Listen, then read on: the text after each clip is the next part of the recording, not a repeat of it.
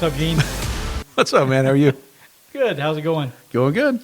You know, we are here again. Again. And this is again. Yes, this is true. What people listening don't know is that we'd already recorded this entire session a week ago. Yeah. You know, I'll always check the recording at the beginning to make sure that things are moving and we don't have issues, because early on, we had a couple of snafus at the beginning that everybody goes through. It's a learning process. So I checked early on, recording's all working good. Like right now, I'm looking, Errol's looking good. All the recording levels are good. We get through the entire recording last week. It was about an hour or so. Yeah, it was a good hour. So we get done. I looked at the recording and I'm like, why is there only 15 minutes there?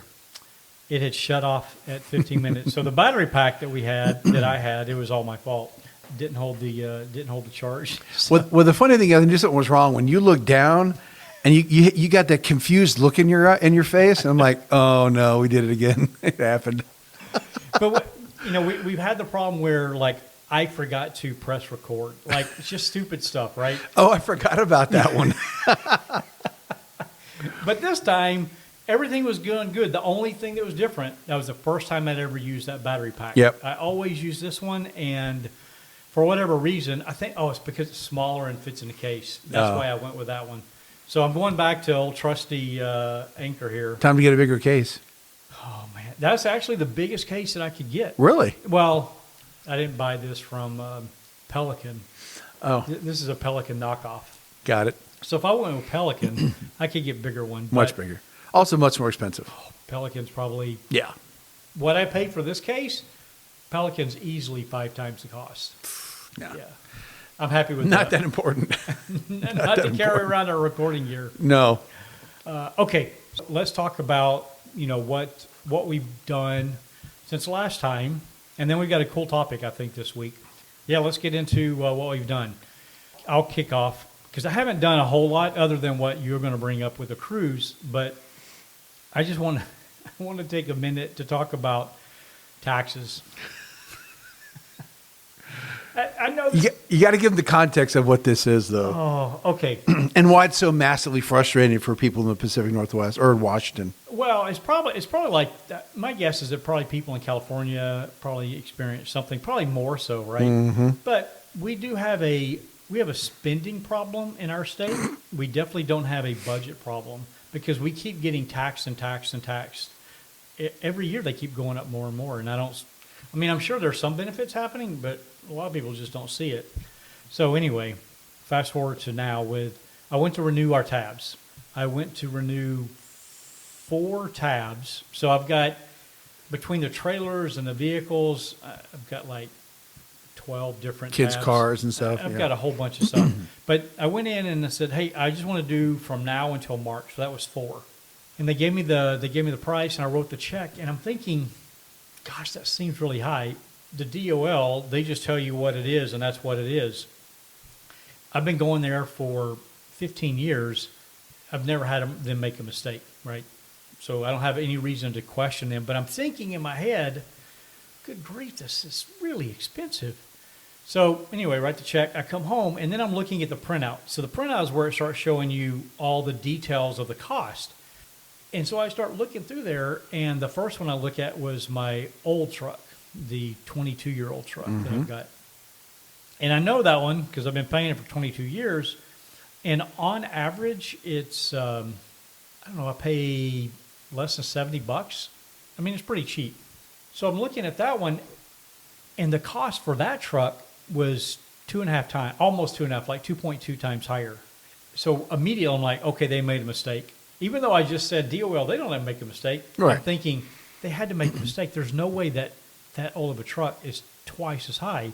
And then I look at some of the other vehicles, and they're also twice as high.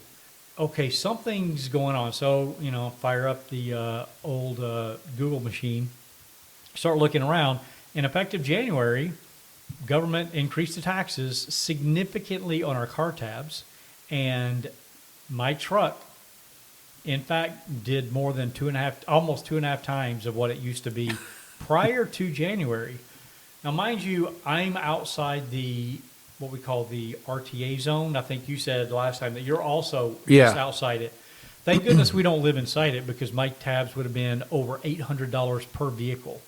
So thank goodness I'm not inside that area because Yeah. I don't also benefit from they're using that to pay for the light rail system that I don't ever benefit from. I Yep. don't even live anywhere close where I could catch that. When I start looking, all my vehicles except for I think my trailers stay pretty cheap. There was an incremental, like 2, 3, 4, whatever, small incremental increase. But for all the vehicles, 2.2, 2.5 times the cost. I would think that stuff that shouldn't we get to vote on that? You would think. I don't know what the rules are, but to me, I remember. Gosh, I forgot how long. What was that guy's name? Tim Iman? I don't know. There was a guy that, our tabs used to be pretty expensive, and then he did this initiative that was all about $30 tabs. I forgot how long ago this was, probably 20 years ago. Oh, yeah, I wasn't here at the time. Okay. So Yeah. anyway, there's a big push, and it got passed, and then it got challenged in courts. Governments weren't happy about that. We're going to lose all this money. They challenged it, but it went forward. So $30 tabs. But then they started coming up with creative ways to add taxes back onto your $30 tab. So they started charging stuff like license plate, technology fee, a filing fee, a registration processing fee, a service fee. Like all these things, they just start adding onto it. And so now we've got to the point where $30, you're still charged $30, but all of your extra stuff now 4 or 5 times the cost of what those tabs are because they got all these fees that are back on there. And also, not only did the price of the registration go up, but the registration fee, so there's a filing fee, right, just to process it, but to go to someone for them to give you the paperwork now costs twice as much as actually filing for the registration. I'm like, I don't even understand this stuff. Oh. Like if I go in and I'm renewing multiple vehicles at once, like this time I was doing 4 things at once, shouldn't I get like a break because that person is only interfacing with me one time? Like Yeah. if I'm doing 4 separate times, that's fair because I'm having to engage you separately. But if you're all doing it at once, shouldn't you get economies of scale? You would think so, but that would be common sense, and governments don't act on common sense. So frustrating. So I wasn't super happy that, I was expecting to go in to pay, 2.5 times less than what I paid. So now just be prepared when you do your renewal that your car tabs are going to be significantly more than they were when you paid last year. Something to look forward to. Yes, thank you. But we know that all that money goes to fix the roads all the time because we don't have problems with potholes and cracks and divots and we just went on a cruise, right? you know that's not true. More than a few times you had to slow down. You're like, oh, I don't want to go over that thing too fast. That's bumpy. Okay, that was a little rant. Sorry, I had to get that. No, in. it's a fair rant. One other thing that I just mentioned that I did is the car came back. Yes. So the car's been gone for almost exactly 3 months. The car's been gone, and there was some maintenance work that had to get done. The annual maintenance needed to. Then I found out there's some recall parts that they needed to disassemble the back of the car to replace. So that got done, and then they had to do the repainting of 2 of the body panels, which they did a phenomenal job. Oh, yeah. This paint is this metallic coating on it. I was really worried how well they'll be able to get that to look. To blend. It looks like I can't even tell. it's perfect. They did such a Yeah. shout out to them. They did a really, really good job. So I came back, and I've been missing it. I can see the why. Nismo was fun. I've been driving the Nismo in the winter. That's been fun. I enjoy driving the manual. You wouldn't know much about that. Oh, here we go. But I'm glad to get the car back. I got it washed, and it felt so good. Like, I try to keep my vehicles always maintained and clean, but it felt so good to wash it because it was filthy. It had been sitting for 3 months, and it had bird poop on it and dust. They shipped it back to you like that? Yeah. That's unfortunate. I don't know if it happened in the trailer. They have a bird in the trailer. I don't know, but it came back to me. I'm not saying anything because I don't know where it happened. So Yeah. but it's all cleaned up, and so I was super happy to get that car back and take it out for some spins. So I'm happy you did why is that? because I got to ride it finally. I know I've had that car since August Yeah. of last year, and this is the first time that you've been in. My son's ridden it before I did. I know. Yeah. Yeah. Well, but I told Gene until I can see him properly drive a manual. Oh, good Lord. So finally, I just gave up and Yeah, said, that's "Okay, what it is. I'll just let you go." Oh man, so we went for a ride on it with it today.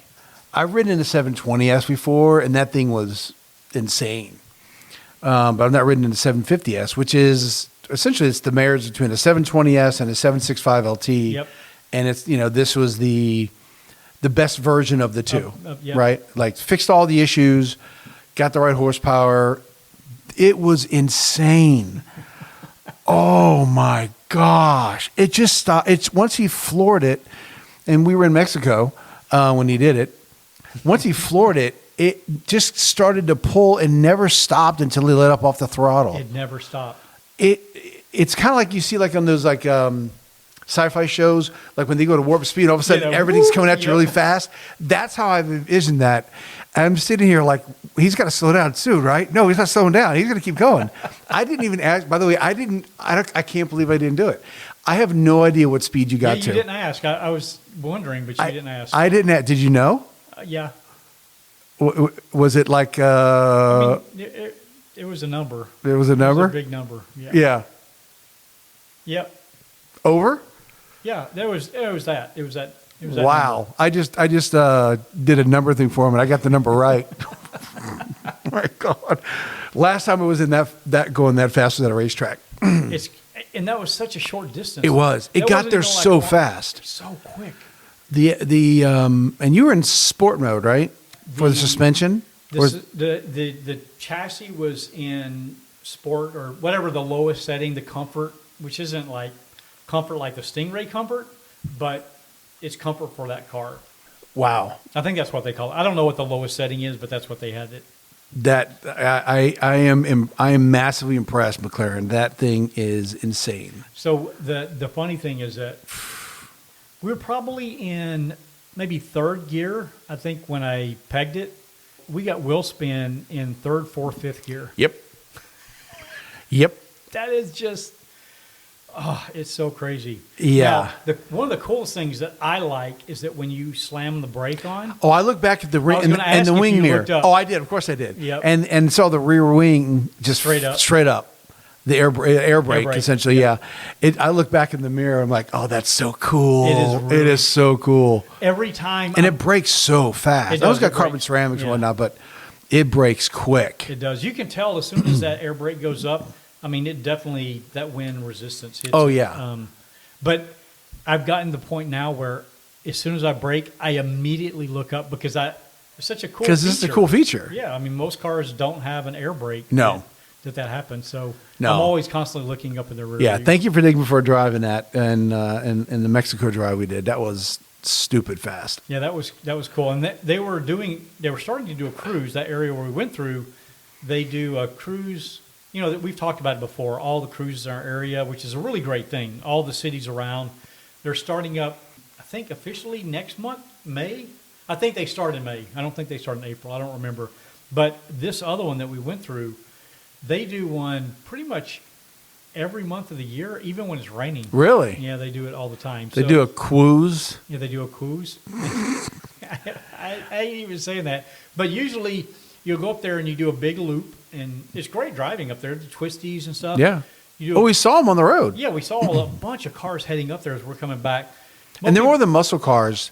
Not really. Yeah, they're not sports cars not or, really or current. Yeah, They're yeah. definitely older. I think the most current car that we saw there, if I can ever speak right, was the Corvette, the Yeah, we white saw Corvette, C8, and there Stingray. was a Mustang that had pulled in, Oh, yeah, we saw that Mustang. like that blue Mustang. That was it. So normally they are definitely the 60, 70, Yes. 80 cars. They'll go up there, usually do a lap, park, kind of do a cars and coffee, kind of mingle, hang out, and then what we would do is we'd go up and do one more lap and then head out. Really cool thing. It's always great to support local stuff. It's always exciting when that culture that I grew up in cruising as a teenager. Yeah. That was a thing, and it's cool to be that's all been reignited Yeah.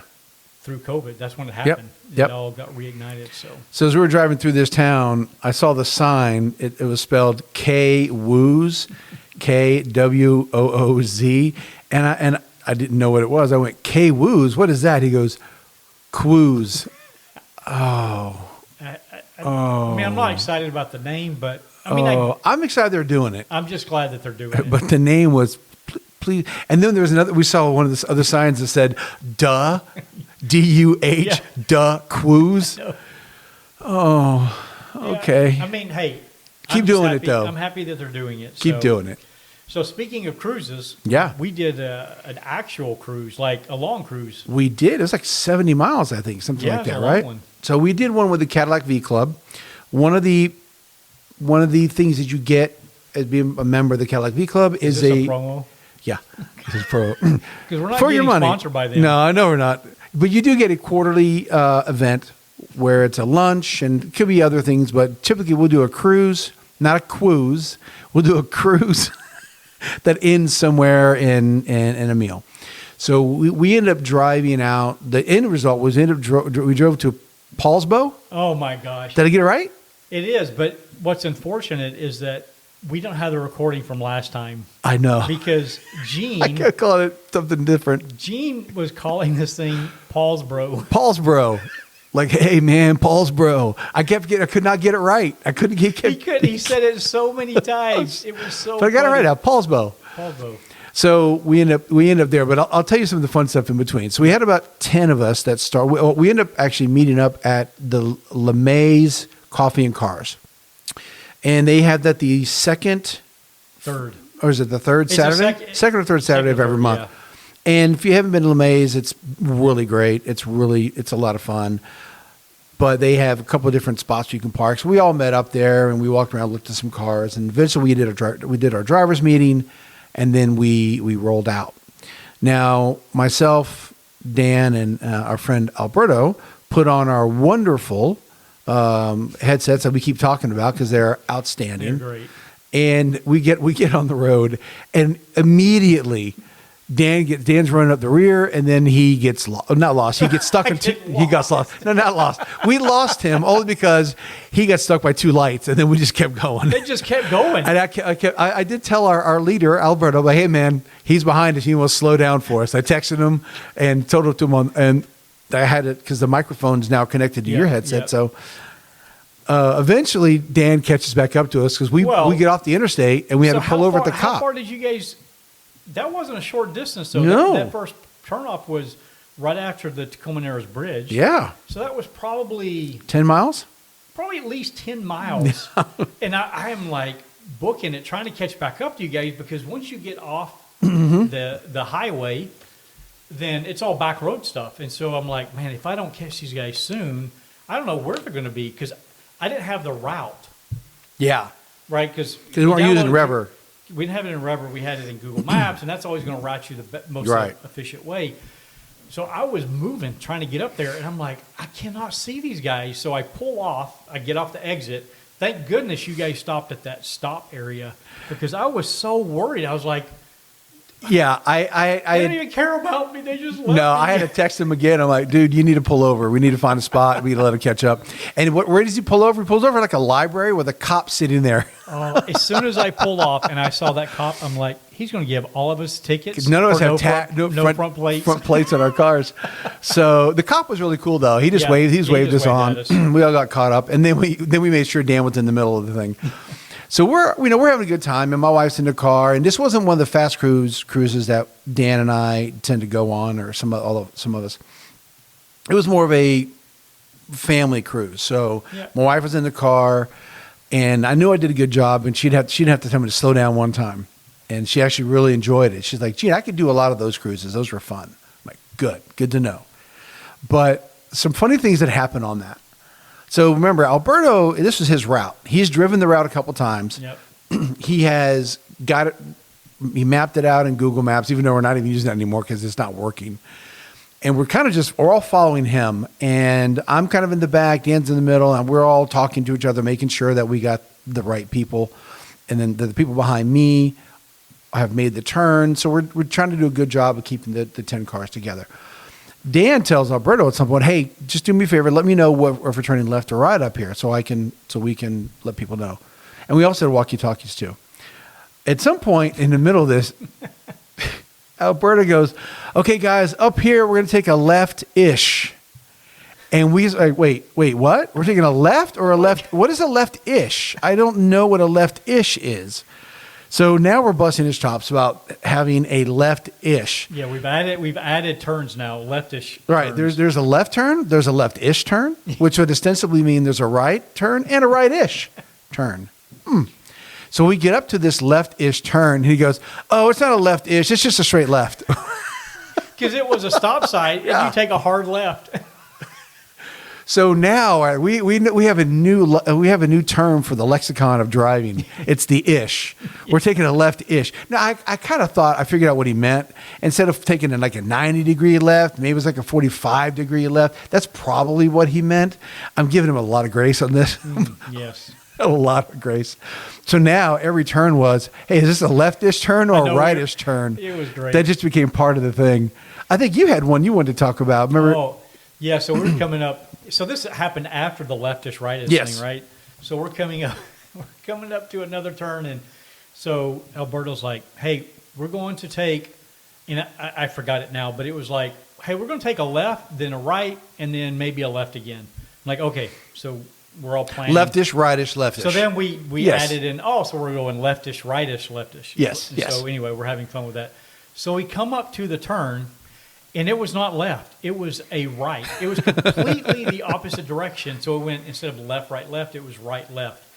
And so I'm like, Alberto, are we not, I thought you said left. And then we were turning at that point. And he's like, we are going left. Oh, wait, sorry, it's right. Didn't even realize what he was. So I don't know where he thought he was on the road, but he was clearly he was thinking that even though he's turning right, he was telling us to go left. That was pretty funny. Yeah. But that was a good drive. It was a great drive. Good drive through. Like you said, it was kind of a Sunday cruise type drive. People just hanging out. It would have been cool if more people had the ability that we could talk with, because that adds to the enjoyment of the conversation. But one of the things, and Liz wasn't on the communications, but you were relaying to her. Oh, you're going to go there? Gosh, I have to mention it because I don't remember the details, but we were talking about cars that would be, I think we're talking about replacing your wife's vehicle. Uh-huh. And so we're talking, and at one point, Gene had, they were looking at a GR Corolla. I love that car. That's a great little car. Great little car. I think that would be a fun one just to have to toy around in. We were talking about the GR Corolla, and it's kind of planted, and it'd probably be good on this type of a drive, carry some speed through the corners. It's got kind of a shorter wheelbase, so, there could be a little bit of a body roll. But anyway, we're just talking about different cars, with GR Corolla being the primary one. And I had asked a question about, did you guys test drive it? And I made the comment about, I always throw in the thing because Gene doesn't have a manual, so I'm always busting his chops about a manual. So I think I said, "Oh, you probably didn't drive it because it was a manual." And your wife, you were telling your wife this, but she then responded. She then responded, well, because I did drive the manual. She drove the automatic. I test drove the manual. What did she say? She said, yeah, when he dropped the transmission out of it. Well, she also said that Gene did drive the manual, but not as good as I did. Yeah. And the funny thing is, she didn't even drive the manual. I did. Oh, she didn't? No, she didn't drive it. She just completely jumping on the bandwagon of it. So, love it. It was pretty funny. It was a good drive. We ended up at Paul's Bow. Ooh, almost. I caught it, though. We ended up at Paul's Bow. We ended up at this pizza place there. Nice pizza, good conversation, good time. We ended up splitting up, and Liz and I stayed for a while, walked around the town, reminds us of La Conner quite a bit. I realized that when I pulled into my parking spot, did you see the picture? Oh, yeah. So I pulled in this parking spot, and where it was actually parked. It was actually downhill a little bit. You couldn't really tell as you pulled in that the front It of was the completely flat. No, it wasn't. That the front was downhill a little bit. So I did not see the parking, what do they call those things? The curb. The parking curb there. That was, but I did feel something when I stopped the car, I got out. All the car people know what that sound is. Yes. What that feeling is. Yes. And Liz didn't feel it at all. I did. So I get out of the car and I look, and I've got about 8 inches of the front splitter over the curbing. I pulled it back and I put the camera underneath and didn't do any damage to the carbon splitter. I probably missed the carbon splitter by about a 1/4 inch. It was so like it's like it's a job done perfectly. How about that?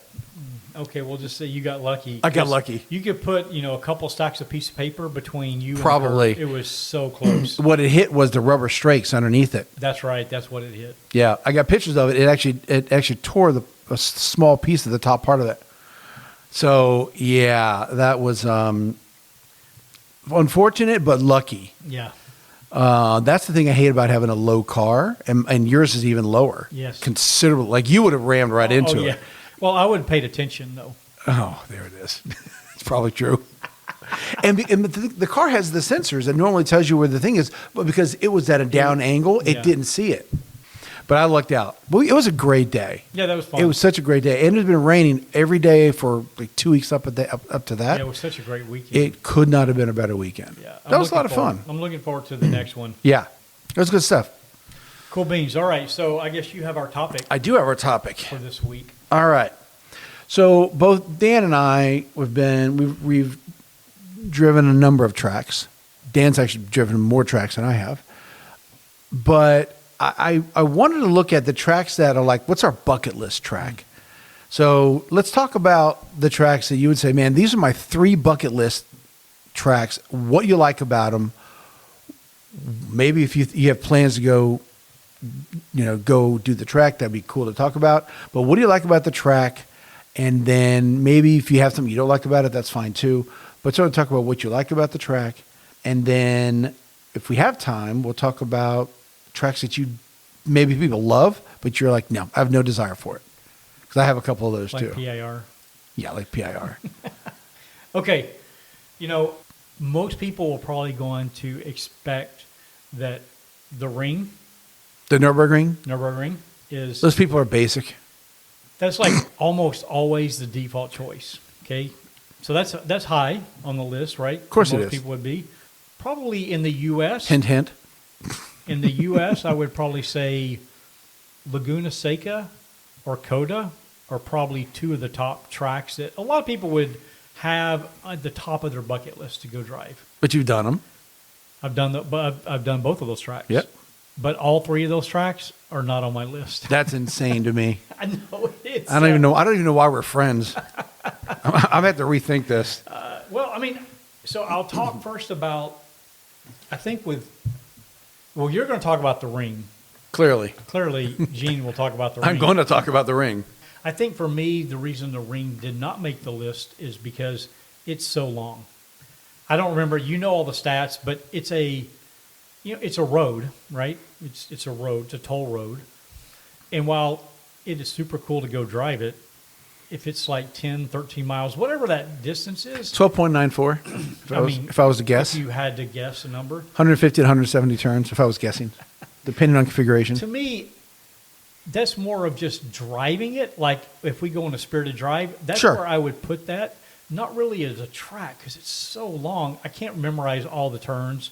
I just can't be super proficient at it. Not unless I had like a sim or something like that where I spent a lot of time on it to try to get good to go drive that course. So that's why I would love to go do it, but it's not on my bucket list. Yeah. And then for Laguna, I get that. All this hype around Laguna and the corkscrew. And I was super pumped to go down there to do it. And I get on the track. It was fun to go, but we've got elevation change at the ridge, right? Yeah. It's not the exact same type of, but we have that. But elevation. it is a similar left-hand turn to a right-hand turn. Yep. It's similar in nature, but for me, it's like, it was okay. Nothing special about it. It was cool to check off the bucket list item. Sure. To drive at Laguna. Yeah. But it didn't really strike me. So I get that. So let's talk about the ones that did strike my fancy. first and foremost is Spa Francorchamps. which is in Belgium. That's one that usually is like right behind the Ring. When people talk about European tracks, it's usually like Ring and Spa, typically are the two. For me, I would love to go drive Spa. It's a historic course. They've got the famous Raidillon de la Rouge. That is one of the best corners in racing. I'm not going to say it's the best. There's always debates, but it's definitely one of the best corners in racing. They've got high-speed compression, coming into that. You've got an uphill, which is where you're getting your compression, high speed into that compression, blind crest, turn onto a long straightaway. I mean, that's such an iconic corner. Definitely dangerous. There's been lots of unfortunate accidents there. I would never be going at the levels to put myself in a situation like that. But that is such a really cool course. So I think Spa is by far, and that's on my list to, like, not just something I would like to drive. It's realistic that I will be driving that. I would say best case would be next year. Okay. I would like to plan a trip to Europe and be able to knock off a couple of the tracks and then do other stuff too. But I don't need to stay in fancy hotels, go to fancy restaurants. So there's a lot of tours that you can sign up. There's one right now that's, I think they got one slot left, $15,000. Not including flights? Not including flights. Now that does include your rental car, but it's the bottom of the list, which is I'm fine with. Like, I don't need the GT3, GT4. I don't need that level of car. I'm fine with, like I forgot what class of car, but like a Ioniq Hyundai type car. I'm totally hot fine. hatch kind of deal. Hot hatch. I'm totally fine with just driving on the track. But $15K to get 3 track days, 2 at the Spa and 1 at the Ring in a rental car. But they're saying it nice accommodations, nice food. Like, there's a lot of activities. For me, I really care about the driving experience, not all the other stuff. I would like to do that with a couple of people. That would be super fun. Going by yourself is one thing, but doing it with a couple people is just adds to the experience. So it'd be cool to take the wife, go with a couple friends, do some traveling around, go see some sights, hit some track. I would love to do that. So I'm going to do that, maybe next year, maybe the year after, but I got to get commitments from people, and it means you got to save money because it's not super cheap to go do it, but it'd be a lot cheaper than $15K plus flights. So, right. I think Spa is definitely the number one on my list. Number 2, which I think I've changed my mind. What? I don't know, man. Okay, well, let me tell you. Number 2 was Suzuka. Right. In Japan. I remember that. And one of the cool things about that track is that the track crosses back over itself. So there's a bridge, which is super unique. I don't think there's any other F1 track that actually happens. Well, they just raced Suzuka yesterday. Yeah, they did. Yeah. I haven't watched the highlights yet, so I don't know. I won't tell you who won. Okay. So that's a really cool feature. And they also have these, I think it's like 5 S-turns out of turn 1 or 2, and these really high-speed S's that you go through. It's kind of like, it's similar to Coda. Coda's got a shorter version of that. So those are really cool features that I like of the track, and it's unique. Mm-hmm. Now, the reason why I was going to take it off my list and put something else is because I want to have a track that I can go to and actually drive on, not like some closed course that I'll never be able to get on. Right.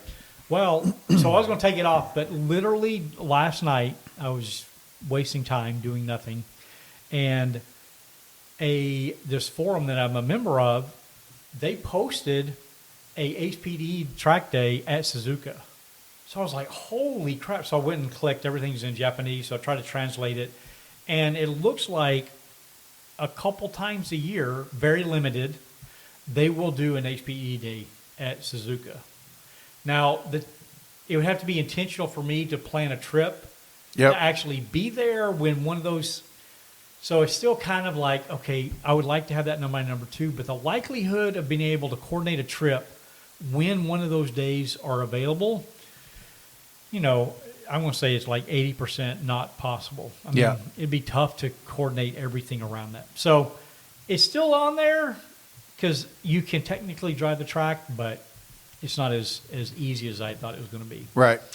So then number 3, you remember what number 3 is? Yes, I think so. VAR. No, then I was wrong. Ah, I thought it was the one that was the started with an S. I thought it was Silverstone. that was when I was changing out Suzuka. Oh, is that what it was? That's okay. what it was. So I changed. So this is where last week I had kind of like a Suzuka, but then when I said you can't drive it, I moved it to Silverstone. That's what it was. Okay. But now that you can drive it, I'll keep it as number 2. Copy that. Okay. So VAR. So I chose a U.S. track because we actually have really good tracks in the U.S. Yeah. You know, Road Atlanta, Road America. Those are really cool tracks. Spring Mountain's got great tracks too. Spring Mountain's got a good track. They've got what's that? What Charleston Peak. Charleston Peak. Charleston Peak. That's a fun track, but VIR, man, that track is like 3 to 4 miles long, huge elevation gain. Yeah. The layout of the track on these rolling hills with all the green grass, just Those S's are fast S's too. high speed. High speed. That back. Yeah. Oh, you got that uphill. You just keep going and going. So I would love to go to VIR, and unfortunately, it's all the way completely across Couldn't the be country. farther away from It's us. so far. Just couldn't be farther away. You know, I think one day, you know, I don't know. I would say within the next 5 years, it would be cool to make a trip out to the east and do some stuff like the Tell. Yep. You know, my dad in my Nismo, which was his, he drove that all the time. He would drive up to In the Nismo? in the Nismo. Nice, Dad. I have pictures of him on the Tell in the car. Nice. So that's really cool. I would love to go back. There's lots of phenomenal driving up in that area. Yeah. And then maybe hit VAR. So I'd Yep. like to go do that. Such a cool track. You know, they do lots of racing there. I forgot one of the magazines. They always do their like performance car of the year or something, 10 best cars. They do something there. Just really iconic track, elevation, high speed, just gorgeous layout. So if I had to choose, I'd say those would be my 3. You know, one thing I've never looked at is if in iRacing or in Assetto Corsa you can get Tail of the Dragon. Really? I've never looked at that before. I don't know why. I've never looked at that. Interesting. The Tail is one of those. I'm going to look that up because now I really need to know. There are better driving roads than the Tail around the area that are primarily because they're less trafficked. You know, you go to the Tail, if you go on the weekend, you're just in a train of vehicles, right? Yeah. Just car after car after car. If you go during the weekday and you get up there super early, then you can have the road, I won't say to yourself, but you'll have the road with very limited cars. So I would love to be out there and then hit that, all the driving areas around it. That would be so fun. I realized that I had the benefit of having a trailer to be able to tow my car. Although, I don't know, it'd be kind of fun to do a cross-country It kind of would be. in the cars. And by the way, it does look like there is one in Assetto Corsa. There is. There's a mod for it, which I will be messing with that mod All right, sooner, so sooner you'll rather have to than give later. us an update later. Yeah. But that would be kind of cool also to do a video, you know, just capture doing a road drive cross country. Yep. The only problem is that, you know, man, driving, I mean, you're going to put 5,000 miles on the car. Now, for me, I don't care. Some people are like super crazy I don't care about the either. miles. I don't want to waste miles, but if I'm going to put it and we do something fun on it, shoot, yeah. Now, I'm not going to daily drive my car and just, I'll use a cheaper vehicle. But if we do some epic adventure, dude, that would be a blast.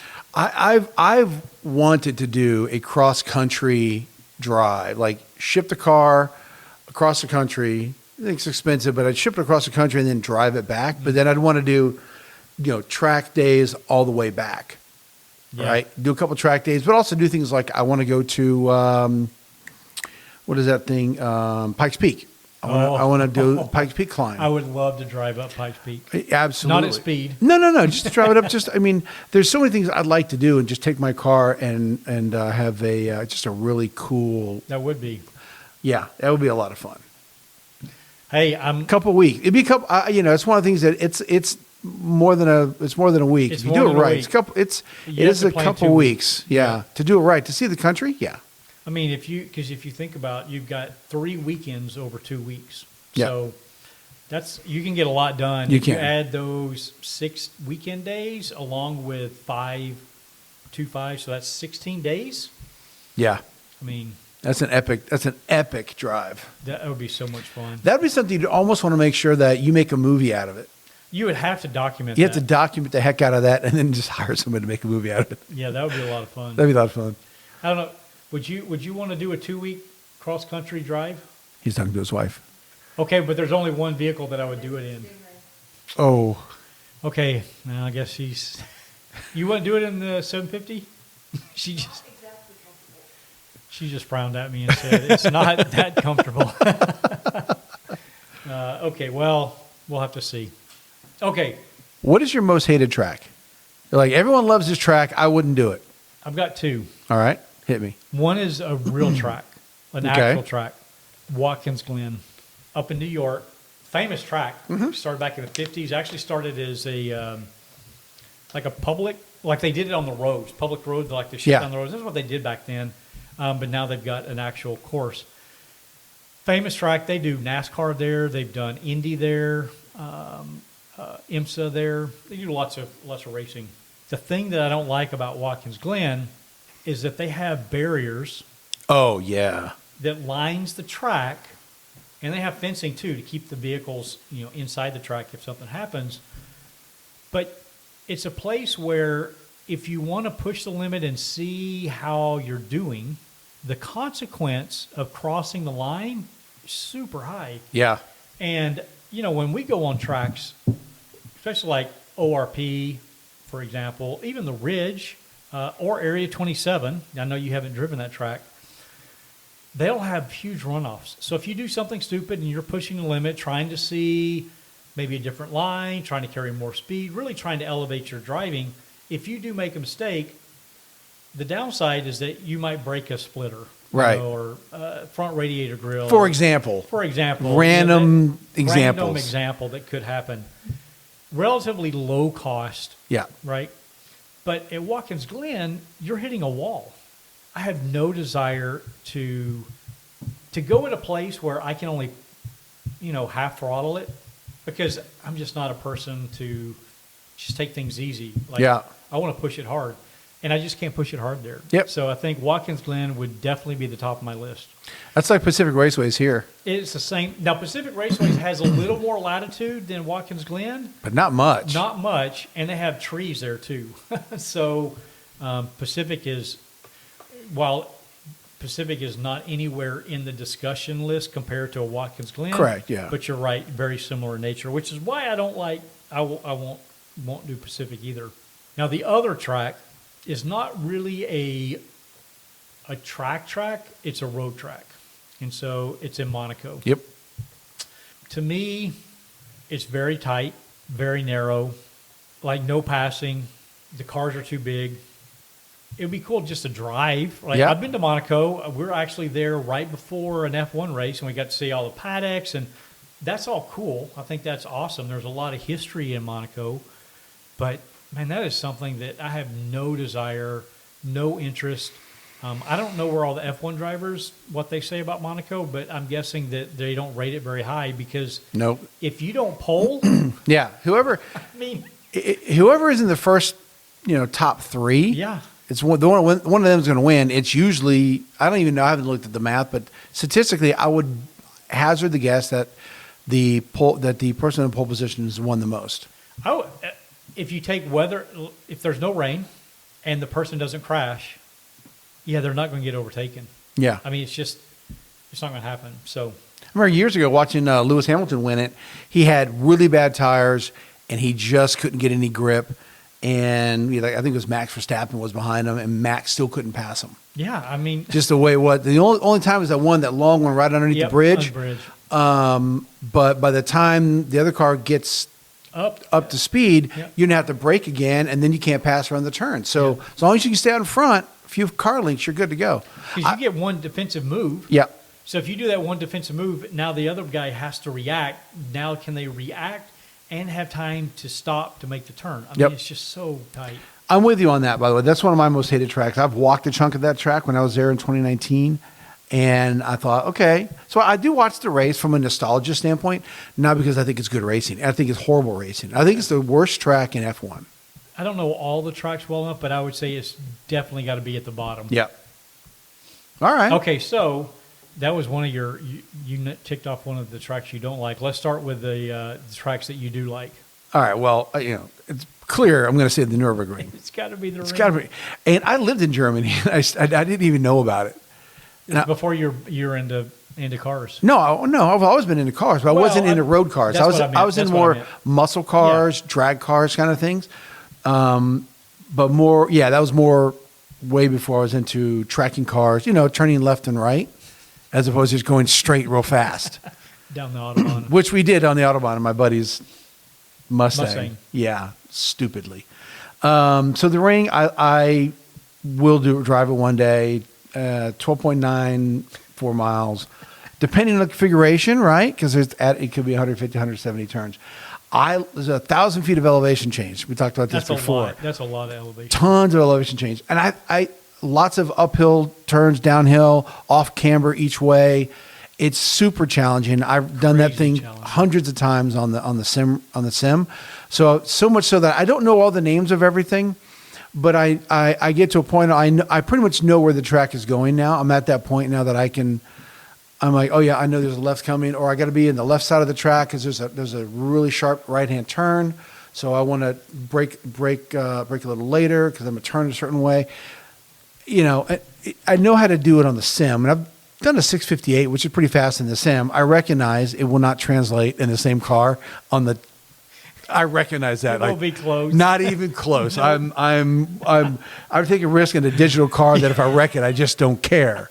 I'm hitting curbing in the sim race that I know I would not hit in a rental car. Yeah. I would damage it. So, however, that is something I want to do. I want to do that bad. I want to do the carousel. There's some really cool fast downhill sections like Foxhole.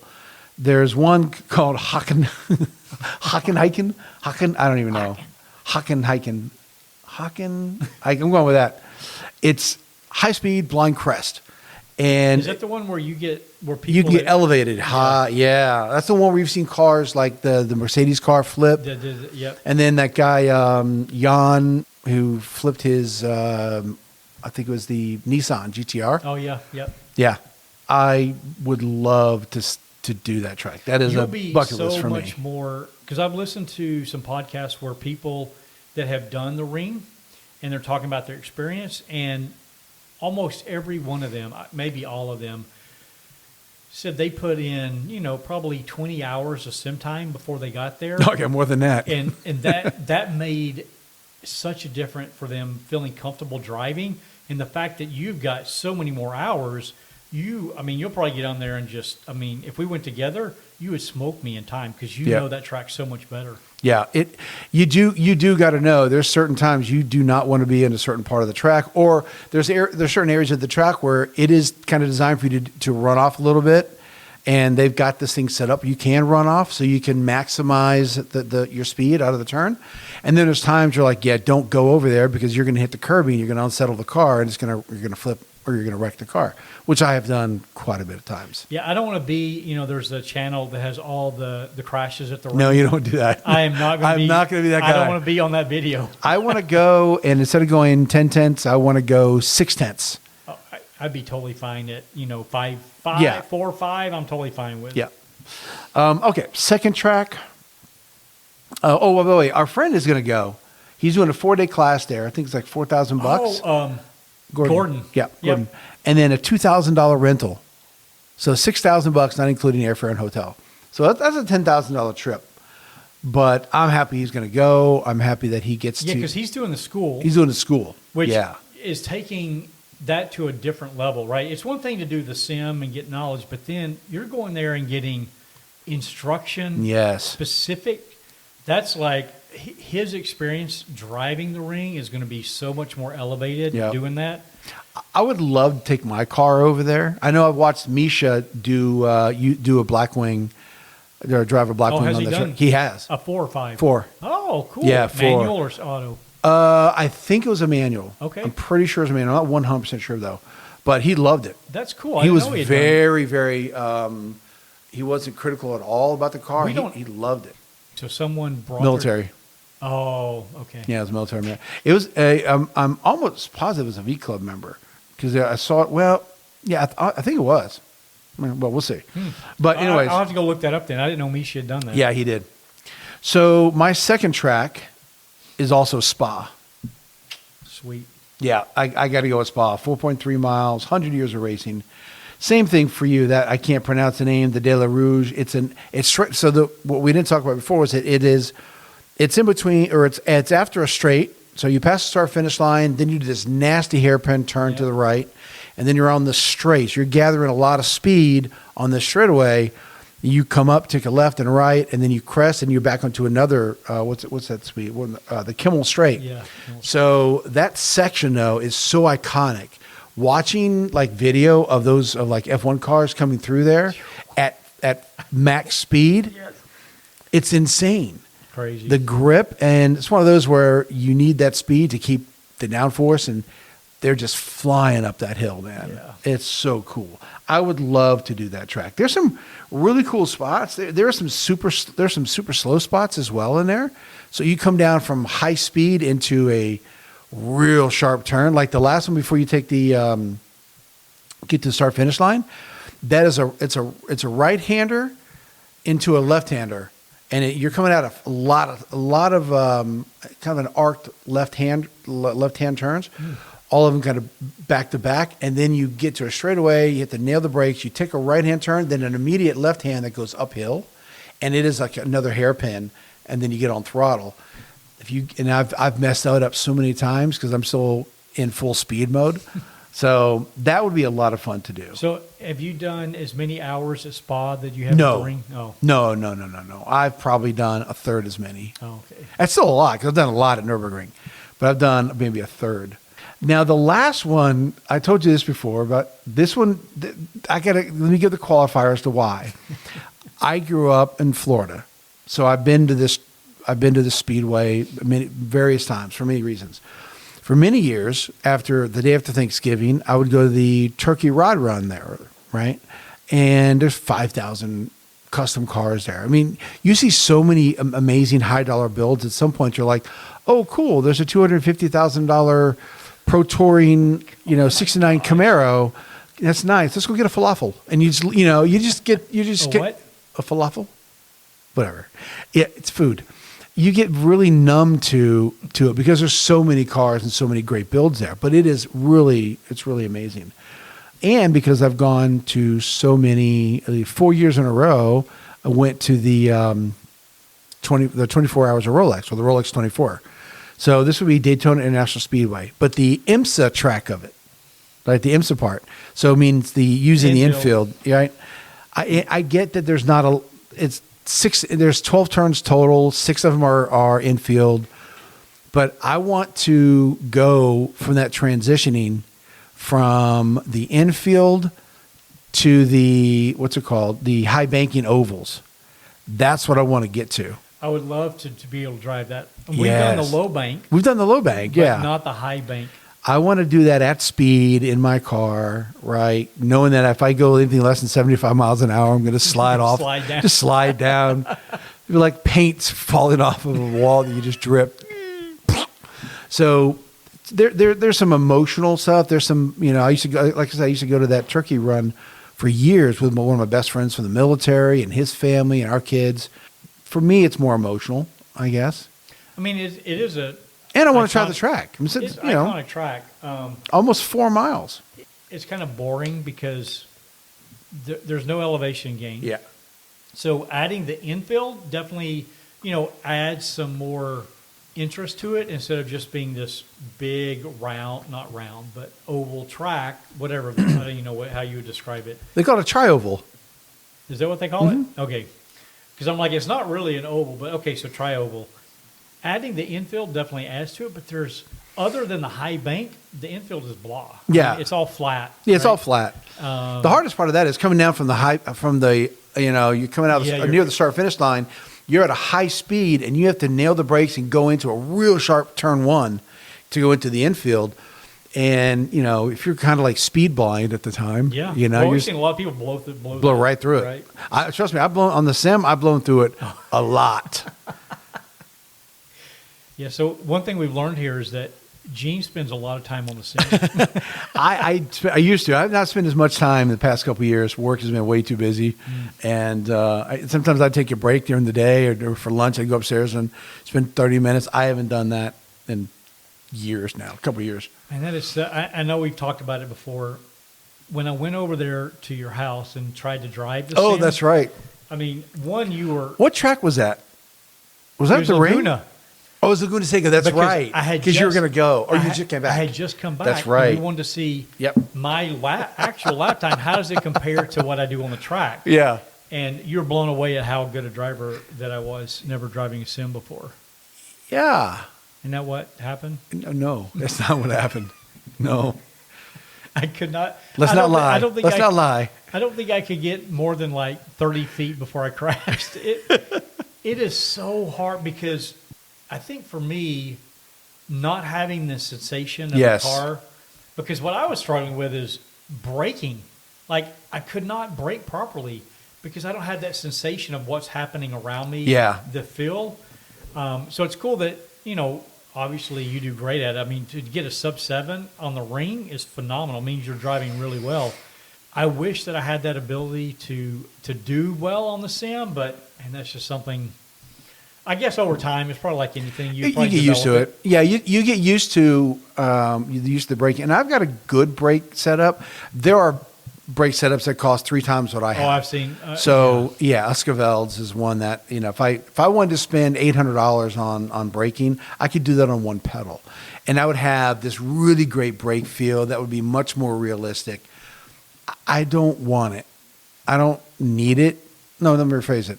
I don't need it, but I do want it. Yes. I want it, I don't need it. But it's for what I use it for. I use it mainly for fun. There's sometimes stress relief out of that. Or we're getting ready to watch a F1 race, and I want to go drive the F1, like the Mercedes car or whatever, on that track. I'll go do that just to feel a little bit. I can't drive that car. I cannot drive a Formula One car in iRacing. Those things are insane. A lot of people are great at it. I am not. So what do you drive when you're on the ring? My favorite car is a 488. Is a Ferrari 488 Evo GT3. Our friend just got one of those. Yep. Yes, he did. That is my favorite car to drive. Okay. I will drive the IMSA cars, like the Cadillac GTP, on that track. It is not the right track for that car, especially around like the carousel. It just bottoms out. But you can drive the GTP, so long. but not the F1. Yes. The F1 in any gear up until like first gear, you can't mat the throttle in first gear, second gear, or third gear. Oh. You just can't, because the car's just going to lose it. So you got to, it's progressive throttle shift real fast, progressive throttle shift. Can't really mat it till third, fourth, till like fourth gear anyways. Wow. And I'm just heavy throttle. So it's just me, not the car. It's just me.